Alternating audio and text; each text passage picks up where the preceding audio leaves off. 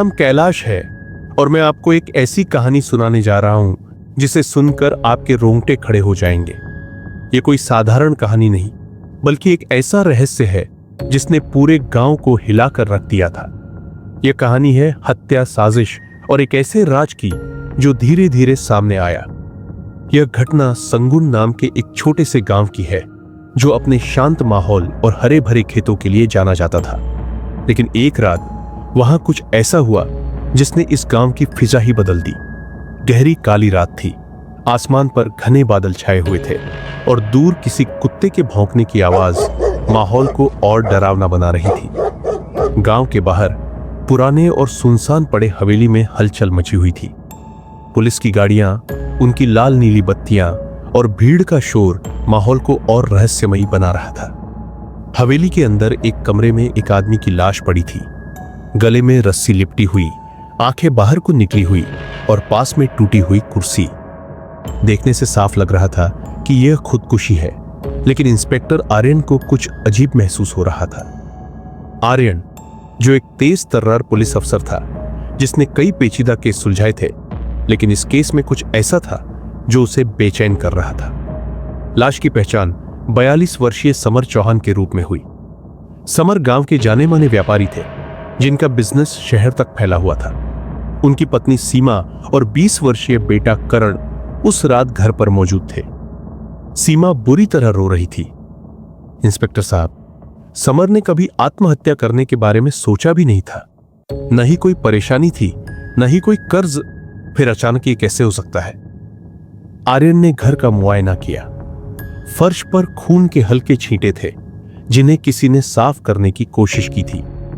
खिड़की की जाली टूटी हुई थी और दरवाजे के कुंडे पर किसी ने नुकीली चीज से खरोंच मारी थी। यह कोई आत्महत्या नहीं, बल्कि हत्या है, आर्यन ने दृढ़ आवाज में कहा। गांव के लोगों से पूछताछ में पता चला कि समर और सीमा के बीच अक्सर झगड़े होते थे।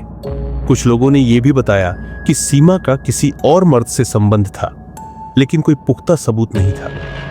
आर्यन ने सीमा और करण से पूछताछ शुरू की। करण बार बार हकलाने लगता और उसकी आंखें बचने की कोशिश कर रही थी। जैसे ही आर्यन ने दबाव डाला, करण चिल्ला उठा, मैंने कुछ नहीं किया। मैंने पापा को मरा हुआ देखा तो मम्मी ने कहा कि किसी को मत बताना, नहीं तो पुलिस हमें फंसा देगी। आर्यन को शक गहरा हो गया। उसने समर की कॉल डिटेल्स खंगालनी शुरू की और एक नाम सामने आया, रवि वर्मा। रवि वर्मा, जो शहर का नामी बिल्डर था, समर का करीबी दोस्त भी था। लेकिन हाल ही में समर ने रवि पर धोखाधड़ी का केस दर्ज करवाया था। अब पुलिस को एक और शक की सुई रवि की तरफ घूमती नजर आई। आर्यन ने रवि को हिरासत में लिया और उससे पूछताछ की। रवि ने पहले तो सब नकारा, लेकिन जब पुलिस ने उसके कॉल रिकॉर्ड और समर की हत्या वाली रात की लोकेशन ट्रैक की तो उसकी हकीकत सामने आ गई।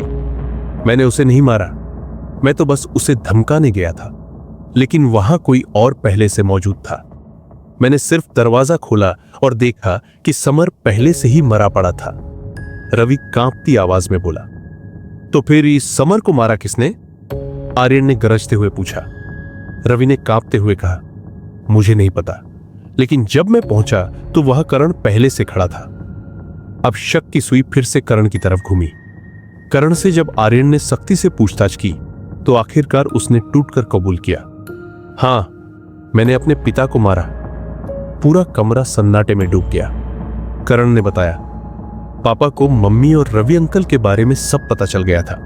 उन्होंने गुस्से में मम्मी को बहुत मारा और कहा कि वो पुलिस में शिकायत करेंगे। मम्मी डर गई और मुझसे कहा कि अगर पापा ने शिकायत कर दी तो हम सब बर्बाद हो जाएंगे। मैं बस मम्मी को बचाना चाहता था, इसलिए करण ने अपने पिता को पीछे से रस्सी से घोंट दिया और पूरे मामले को आत्महत्या दिखाने की कोशिश की।